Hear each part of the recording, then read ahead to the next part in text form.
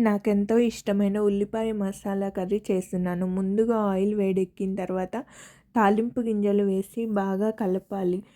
తర్వాత పచ్చిమిర్చి మరియు బారుగా కట్ చేసి పెట్టుకున్న ఆనియన్స్ వేసి గరిటెతో తిప్పుతూ బాగా మగ్గే వరకు కలుపుతూ మూత పెట్టేసి కాసేపు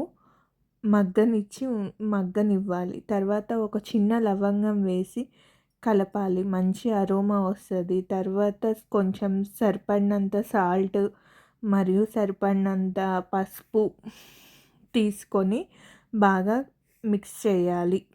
కలుపుతూ మిక్స్ చేస్తూ ఉండాలి. కొంచెం సరిపడినంత కరివేపాకు వేసి బాగా కలపాలి. ఒక చిన్న టమాటో తీసుకొని దాన్ని కట్ చేసి పెట్టి వేయాలి. ఆ టమాటో ముక్కలు బాగా మగ్గే వరకు ఉంచాలి. తర్వాత అల్లం వెల్లుల్లి పేస్ట్ వేసి బాగా కలిపి ఉంచాలి. కాసేపు ఉంచిన తర్వాత సరిపడినంత కారం వేసి కలుపుతూ ఉండాలి.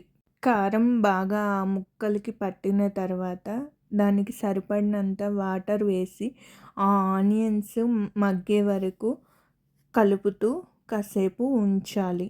అలా ఉంచిన తర్వాత మూత పెట్టేసి కొంచెం శనగపిండి తీసుకొని నీళ్ళలో వేసి కలిపి దాన్ని కూడా అందులో పోయాలి. మంచిగా కలుపుతూ ఎంత వాటర్ పడితే అంత వేసి దగ్గరికి వచ్చే వరకు కలుపుతూ మిక్స్ చేస్తూ ఉండాలి. దగ్గరికి వచ్చే వరకు కలుపుతూ కాసేపు మూత పెట్టాలి. ఆ తర్వాత సన్నగా కట్ చేసి పెట్టుకున్న కొత్తిమీర వేయాలి. కొంచెం గరం మసాలా కూడా వేసి బాగా మిక్స్ చేయాలి. మసాలా మిక్స్ చేస్తే ఇంకా కర్రీ రెడీ అయిపోయింది. ఇదే ఉల్లిపాయ మసాలా కర్రీ.